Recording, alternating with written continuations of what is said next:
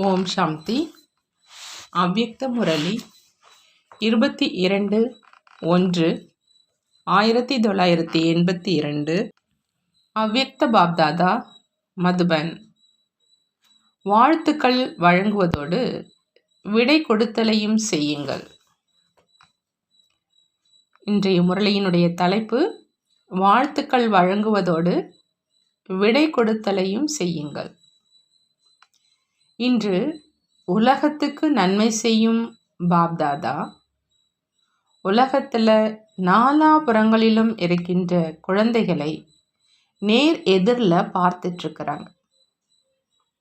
அனைத்து குழந்தைகளும் தங்களுடைய நினைவினுடைய சக்தி மூலம் ஒளி வடிவ உடல் ரூபத்தில் மதுபனுக்கு வந்து சேர்ந்திருக்கிறாங்க. ஒவ்வொரு குழந்தையினுடைய மனதிலும் பாபாவை சந்திக்கணும் அப்படிங்கிற நல்லெண்ணம் இருக்குது. பாப்தாதா ஒவ்வொரு குழந்தையையும் பார்த்து பார்த்து மகிழ்ச்சி அடைஞ்சிட்டு இருக்கிறாங்க. ஏன் அப்படின்னா பாப்தாதா ஒவ்வொரு குழந்தையினுடைய விசேஷத்தை தெரிஞ்சிருக்கிறாங்க. அதே விசேஷத்தின் ஆதாரத்தில் ஒவ்வொருவரும் அவரவர்களுடைய விசேஷ பங்கை செஞ்சிட்டு இருக்கிறாங்க. ஒரு பிராமண ஆத்மா கூட விசேஷம் இல்லாம சாதாரணமாக இல்லை என்பதுதான் பிராமண ஆத்மாக்களின் மற்றும் பிராமண பரிவாரத்தின் புதுமை. பாபா சொல்றாங்க, அனைத்து பிராமணர்களும் ஆன்மீக ஜென்மம் எடுத்தவங்க, ஆன்மீக தன்மை இருக்குது. ஆகையினால அனைவரும் ஆன்மீகமானவங்க. அதாவது ஏதாவது விசேஷத்தின் காரணமா விசேஷ ஆத்மா, விசேஷத்தின் ஆன்மீக தன்மை இருக்குது. ஆகையினால அனைவருமே விசேஷ ஆத்மாக்கள் அப்படின்னு பாப்தாதாவுக்கு குழந்தைகள் மேல் பெருமிதம் இருக்குதுங்கிறாங்க. அதே மாதிரி இந்த ஆன்மீக ஜென்மத்தின் ஆன்மீக நிலையின் மாஸ்டர் சர்வசக்திவானுடைய போதை தனக்குள் இருப்பதாக நினைக்கிறீங்களான்னு பாபா கேட்குறாங்க. இந்த போதை அனைத்து விதமான பலகீனங்களையும் அகற்றக்கூடியது. ஆகையினால நிரந்தரமா அனைத்து பலகீனங்களுக்கு விடை கொடுப்பதற்கான முக்கிய வழி எப்பொழுதும் தனக்கும் மற்றும் அனைத்து சங்கம யுகத்தின் விசேஷ ஆத்மாக்களின் விசேஷ பங்குக்காக வாழ்த்துக்கள் கொடுங்க. ஏதாவது முக்கியமான நாள், ஏதாவது முக்கியமான காரியங்கள் செய்கிறீங்க அப்படின்னா என்ன செய்வீங்க? அதற்கான வாழ்த்துக்கள் தெரிவிக்கிறீங்கள் தான் இல்லையா? ஒவ்வொருவருக்கும் வாழ்த்துக்களை தெரிவிக்கிறீங்க. அப்படி முழு கல்பத்தில் சங்கமிகத்தினுடைய ஒவ்வொரு நாளும் விசேஷ நாள். மேலும் விசேஷ யுகத்தின் விசேஷ பங்கினை செய்கிறவங்க நீங்க. ஆகினால விசேஷ ஆத்மாக்கள் உங்களின் ஒவ்வொரு காரியமும் ஆன்மீகமானதுன்னு சொல்றாங்க. அதாவது விசேஷமானது. ஆகையினால எப்பொழுதும் உங்களுக்குள்ளும் வாழ்த்துக்களை சொல்லுங்க. மேலும் தனக்கும் வாழ்த்துக்களை சொல்லுங்க. எங்கு வாழ்த்துக்கள் இருக்குமோ அங்கு விடை பெறுவதும் நடக்கும். ஆகையினால இந்த வெளிநாட்டினரினுடைய சீசனின் சாரமா எப்பொழுதும் வாழ்த்துக்கள் மூலமா விடை கொடுத்துடுங்க. இன்று இதை நினைவில் வைங்கங்கிறாங்க பாபா. நீங்க இங்கே வந்திருப்பதே விடை கொடுத்து வாழ்த்துக்களை பெறுவதற்காகத்தான். அப்படின்னா விடை கொடுப்பது மற்றும் வாழ்த்துக்கள் என்ற இந்த இரண்டு வார்த்தைகளை எப்பொழுதும் நினைவில் வைங்க. விடை கொடுக்கணும் என்று இல்லாமல் விடை கொடுத்து விட்டோம் என்று இருக்கணும். வரதாமன பூமியில வருவது அப்படின்னா நிரந்தரமா பலகீனங்களுக்கு விடை கொடுப்பது. ராவணனையோ எரிச்சிடுறீங்க, ஆனால் ராவணனுடைய வம்சம் தன்னுடைய பலத்தை காண்பிக்கும். எப்படி உங்களுடைய பூலோகத்தில் ஏதாவது பெரிய செல்வந்தர் உடலை விடுறாங்க அப்படின்னா அவங்களுடைய தூரத்து உறவினர்கள், மறந்து போனவங்க எல்லாம் வந்து சேர்ந்துடுறாங்க.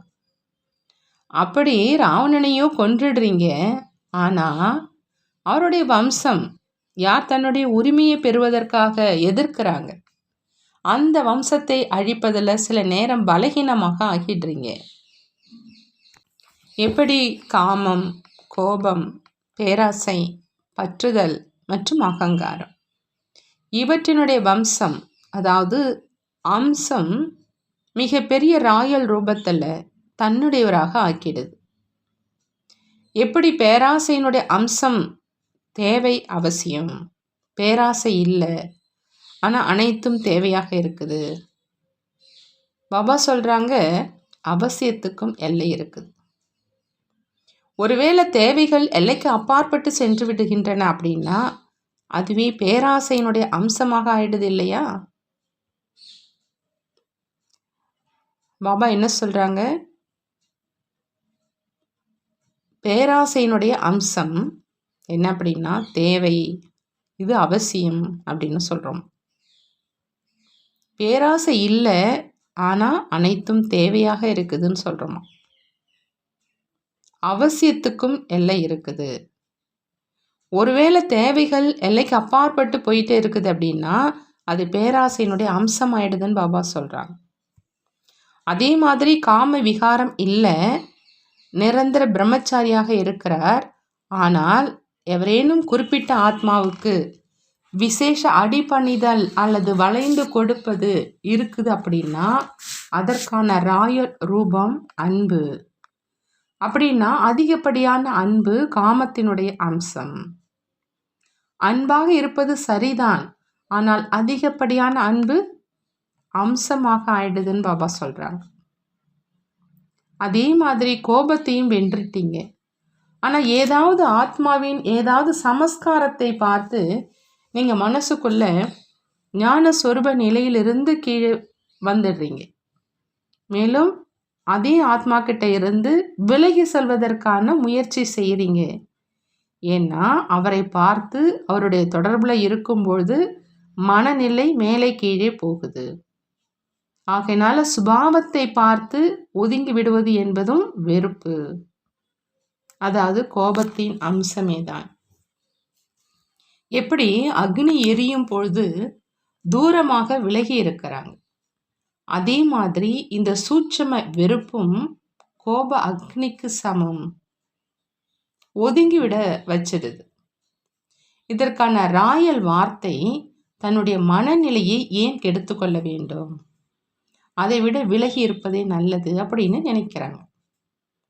விலகி இருப்பது வேறு, ஒதுங்கி விடுவது வேறு. அன்பானவராகி விலகி இருப்பதுங்கிறது வேறு.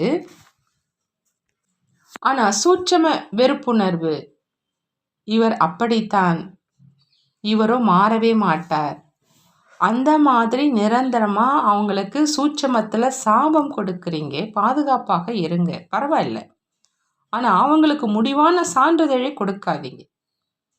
அதே மாதிரி விசேஷத்தை பார்த்து கொண்டும் எப்பொழுதும் அனைவருக்காகவும் சிரேஷ்ட பாவனை மற்றும் சிரேஷ்ட விருப்பங்களை வைத்துக்கொண்டே இந்த அம்சத்துக்கும் விடை கொடுங்க.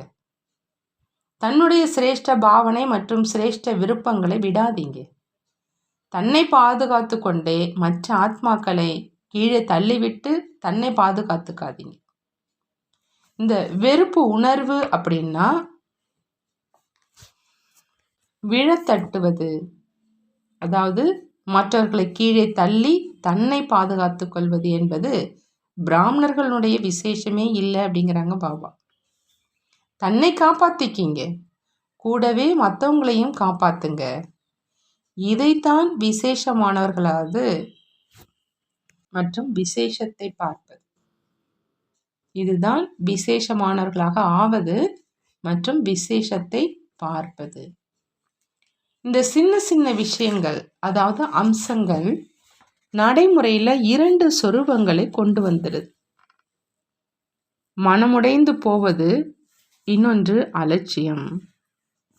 ஆகையினால இப்போ ராவணனுடைய அம்சத்தை நிரந்தரமாக விடை கொடுப்பதற்காக இந்த 2 ஸ்திதிகளுக்கும் விடை கொடுங்க. மேலும் எப்பொழுதும் தனக்குள்ள தந்தை மூலமா கிடைச்சிருக்கும் விசேஷத்தை பாருங்க.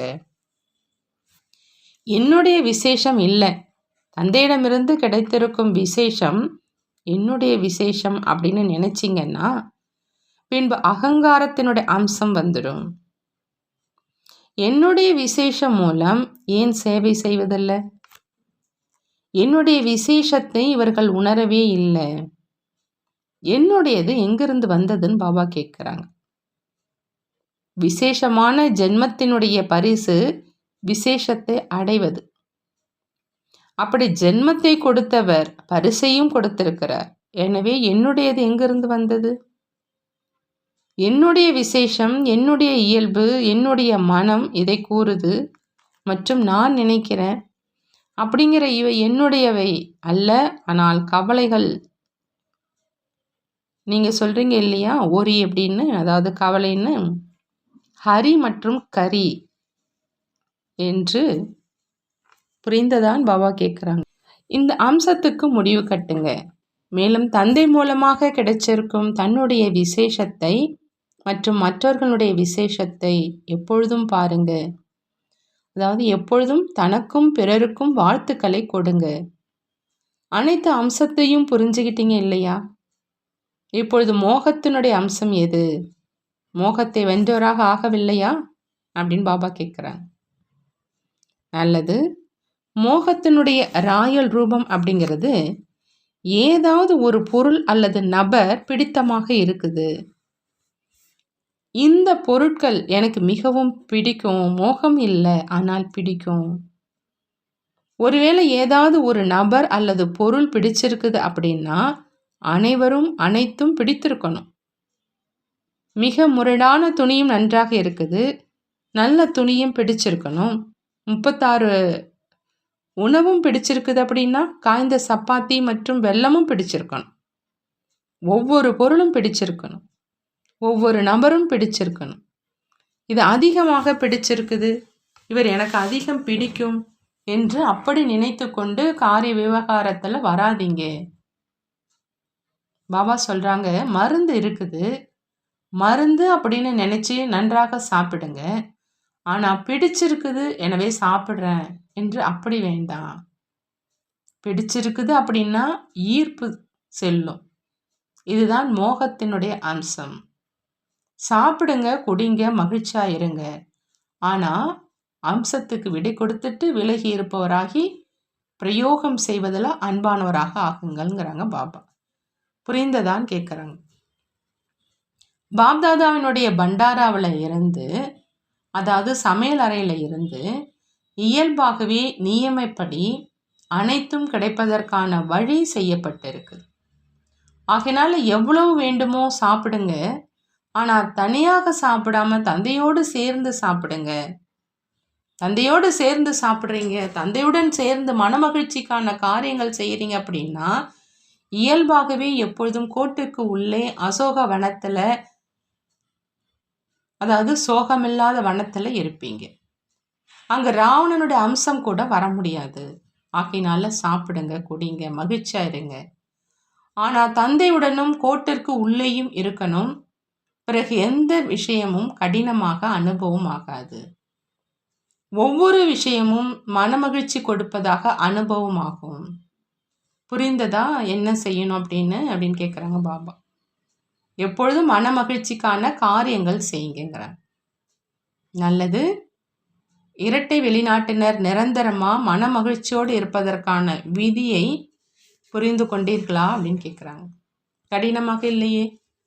தந்தையுடன் அமர்ந்துட்டீங்க அப்படின்னா எதுவுமே கடினமாக இருக்காது.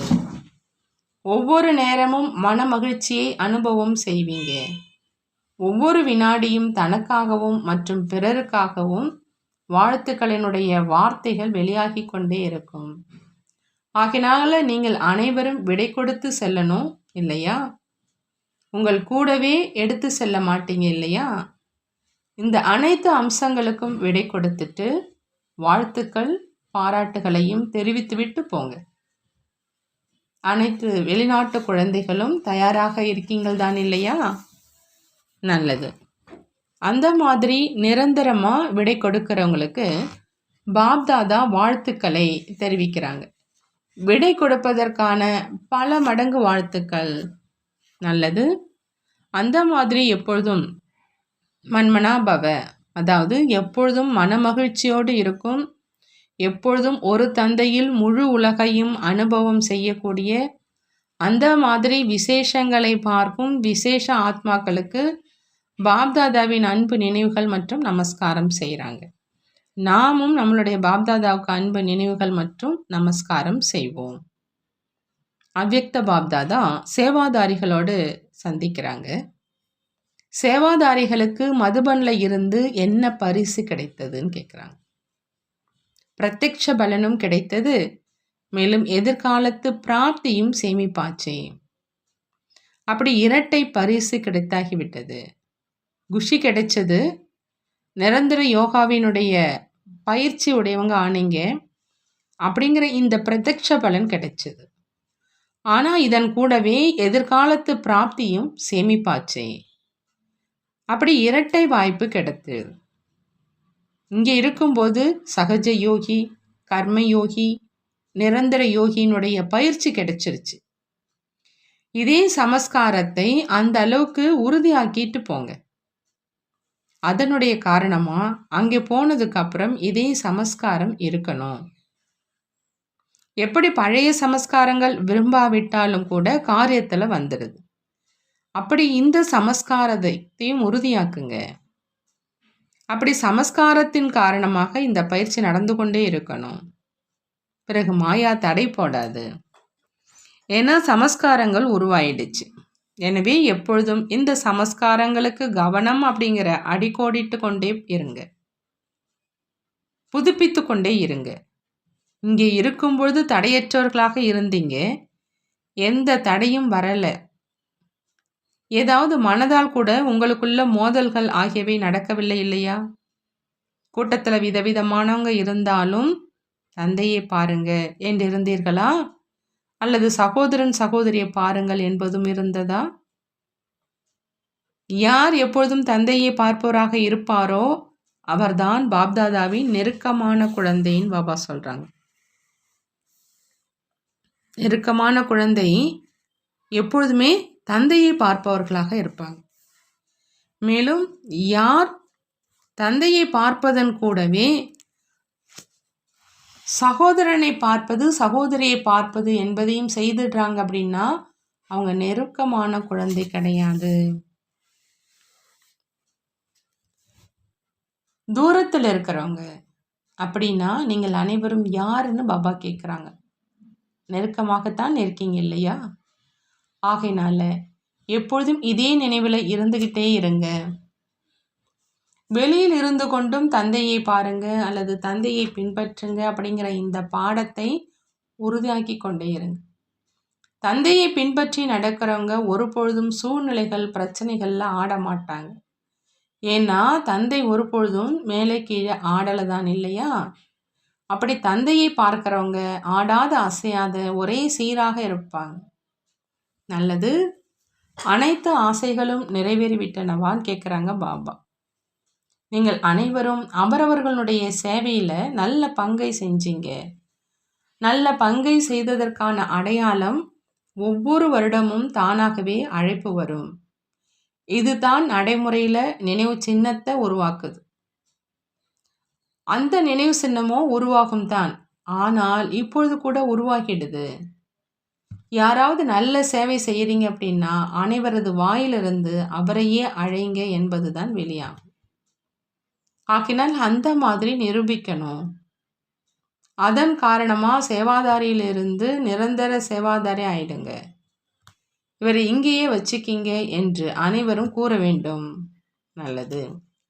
மதுபன் வாசிகளோடு அவ்யக்த பாப்தாதா சந்திக்கிறாங்க. மதுபன் வாசிகளோ அனைத்து பிராப்தி சொரூபமானவங்களே.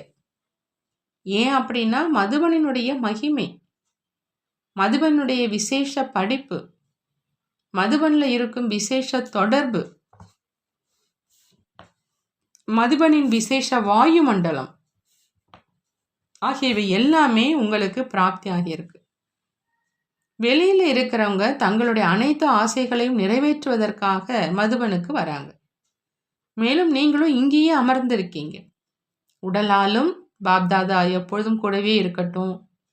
ஏன்னா மதுபனில் அனைவரும் ஸ்தூல ரூபத்தில் துணையின் அனுபவம் செய்கிறாங்க. ஆகையினாலும் உடலாலும் துணை இருக்கட்டும், அதாவது ஸ்தூலமாகவும் துணை இருக்கட்டும். மேலும் ஆத்மாவோ தந்தையின் கூடவே தான் இருக்குது. அப்படி 2 துணை ஆயிடுச்சு இல்லையா? அனைத்து விதமான பொக்கிஷங்களின் மேல் அமர்ந்திருக்கீங்க. அப்படி அனைத்து சுரங்கங்களின் அதிபதிகள் ஆகிட்டீங்க இல்லையா? மதுபன்ல இருப்பவர்களுடைய மனதிலிருந்து என்ன அடைய வேண்டுமோ அதை அடைந்துட்டோம். அடையாத ஒரு பொருளும் இல்லை அப்படிங்கிற பாடல் தான் ஒவ்வொரு வினாடியும் ஒவ்வொரு மூச்சிலும் வெளியாக வேண்டும். மதுபன்ல இருப்பவர்களோ எப்பொழுதும் புத்தம் புது பொருட்களை அருந்துறாங்க. அப்படி யார் எப்பொழுதுமே புத்தம் புது பொருளை அருந்துபவர்களாக இருப்பாங்களோ அவங்க எவ்வளோ ஆரோக்கியமானவர்களாக இருப்பாங்க. நீங்கள் அனைவரும் வரம் பெற்ற ஆத்துமாக்கள். எப்பொழுதும் பாப்தாதாவினுடைய வளர்ப்பில் வளர்ந்துட்டு இருக்கீங்க. வெளியில் இருப்பவர்களுக்கோ வேறு சூழ்நிலையில் செல்ல வேண்டியதாக இருக்குது. ஆகையினால அவங்களுக்காக முக்கியமாக ஏதாவது வரதானம் கொடுக்க வேண்டியதாக இருக்குது. நீங்களும் வரதான பூமியில் அமர்ந்திருக்கீங்க. வெளியில் இருப்பவர்களுக்கோ 1 வருடத்துக்காக புத்துணர்வு தேவையாக இருக்குது. ஆகையினால உங்களிடம் உங்கள் ஒவ்வொருவருக்கும் பாப்தாதா என்ன கூறுவது? அவங்களுக்கோ லைட் ஹவுஸ் ஆகி இருங்க, மைட் ஹவுஸ் ஆகி இருங்க அப்படின்னு சொல்கிறோம். உங்களுக்கும் இதையே சொல்லலாமா அப்படின்னு பாபா கேட்குறாங்க. வெளியில் இருக்கிறவங்களுக்கு இந்த விஷயத்தின் அவசியம் இருக்குது. ஏன்னா இதுதான் அவங்களுக்காக தாமரை மலர் ஆயிடுது.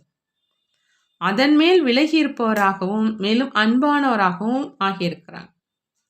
பொதுவாகவே வீட்டுக்கு யாராவது வர்றாங்க அப்படின்னா அவங்கள கவனிக்கத்தான் வேண்டியதாக இருக்குது. நீங்களோ எப்பொழுதுமே வீட்டில் இருக்கீங்க. அவங்களுக்கு இரட்டை பங்கை செய்ய வேண்டியதாக இருக்குது. ஆகையினால இரட்டை சக்தியை நிரப்ப வேண்டியதாக இருக்குது. அவங்களுக்காக இந்த ஒவ்வொரு வார்த்தையும் உலகம் என்ற கடல்ல படகின் வேலை செய்து, மேலும் நீங்களும் உலகம் என்ற கடல்ல இருந்து வெளியாகி ஞான கடலின் மத்தியில் அமர்ந்திருக்கீங்க. உங்களுடைய உலகமே தந்தைதான். அடுத்ததாக ஆஸ்திரேலியா பாட்டியோடு அவ்யக்த பாப்தாதா சந்திக்கிறாங்க. பாப்தாதா கேட்குறாங்க, இன்று நீங்கள் அனைவரும் எந்த சங்கல்பம் வச்சிங்க அப்படின்னு. எல்லாருமே மாயாவுக்கு விடை கொடுத்துட்டீங்களான்னு கேட்குறாங்க. யாருக்கெல்லாம் இப்பொழுதும் கூட யோசிக்க வேண்டியதாக இருக்குதோ அவங்க கையை உயர்த்துங்க. ஒருவேளை இப்பொழுது யோசிக்கலாம் அப்படின்னு சொல்றீங்க அப்படின்னா இதுவும் பலகீனமான அஸ்திவாரமாக ஆயிடுச்சு. யோசிப்போம் அப்படின்னா பலகீனம். பிரம்மா குமாரிகளினுடைய வேலையே மாயாவை வென்றவர் ஆவது மற்றும் ஆக்குவது. அப்படி எது தன்னுடைய உண்மையான வேலையாக இருக்குதோ அதற்காக யோசிக்க வேண்டுமா? நிச்சயம் நடக்கும் அப்படின்னு சொல்லுங்க. எப்படி சென்ற வருடம் அநேக இடங்கள்ல சேவை நிலையங்கள் திறப்போம் அப்படின்னு உறுதியான எண்ணத்தை வைத்து சென்றீங்க. அதனால அநேக கிளை நிலையங்கள் திறக்கப்பட்டுடுச்சு. இப்பொழுது எத்தனை கிளை நிலையங்கள் இருக்குது? 17. எப்படி நினைத்தீர்களோ அப்படி நிறைவேறியது. அதுபோல மாயாவை வென்றவர் ஆவதற்காகவும் எண்ணம் வைங்க. பாப்தாதாவோ குழந்தைகளுடைய தைரியத்தின் மேல் அடிக்கடி பாராட்டுகளை தெரிவிக்கிறாங்க. வரும் காலத்தில் இன்னும் சேவையில் வளர்ச்சியை செய்து கொண்டே இருங்க. நீங்கள் அனைவரும் பாப்தாதாவினுடைய மனதுக்கு பிடித்தமான குழந்தைகள். பாப்தாதாவும் துணைவர்கள். நீங்கள் இன்றி எதுவுமே செய்ய முடியாது. நீங்கள் மிக மிக மதிப்புள்ளவர்கள். நல்லது. பாபா வரதானம் கொடுக்கறாங்க. யதார்த்த நினைவு மூலம் அனைத்து சக்திகள் நிரம்பியவர் ஆகக்கூடிய எப்பொழுதும் ஆயுதம் தரித்த கர்மயோகி ஆகுக. எப்பொழுதும் ஆயுதம் தரித்த கர்மயோகியாக ஆகணும் அப்படின்னா பாபா சொல்றாங்க, யதார்த்த நினைவு மூலமா அனைத்து சக்திகள் நிரம்பியவராக ஆகணும்.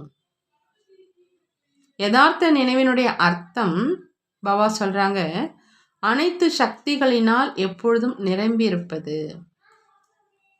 பிரச்சனைகளுடைய சூழ்நிலை அப்படிங்கிற எதிரி வரா, மேலும் ஆயுதங்கள் உபயோகிப்பதில் வரல அப்படின்னா ஆயுதம் தரித்தவர் அப்படின்னு சொல்ல முடியாது. ஒவ்வொரு காரியத்திலும் நினைவு இருந்தால்தான் வெற்றி கிடைக்கும். எப்படி ஒரு வினாடி கூட காரியம் செய்யாமல் இருக்க முடியாது, அதே மாதிரி எந்த ஒரு காரியமும் யோகா இன்றி செய்ய முடியாது. ஆகையினால கர்மயோகி ஆயுதம் தரித்தவராக ஆகுங்க. மேலும் தேவையான நேரத்தில் அனைத்து சக்திகளையும் கட்டளைப்படி உபயோகப்படுத்துங்க. அப்பதான் யதார்த்த யோகி அப்படின்னு சொல்வோங்கிறாங்க பாபா. ஸ்லோகன்: யாருடைய எண்ணம் மற்றும் காரியம் மகானாக இருக்குதோ அவங்க தான் மாஸ்டர் சர்வசக்திவான். யார் மாஸ்டர் சர்வசக்திவான் அப்படின்னா, அவங்களுடைய எண்ணமும் காரியமும் மகானாக இருக்குங்கிறாங்க பாபா. நல்லது. ஓம் சாந்தி. நன்றி பாபா. நன்றி.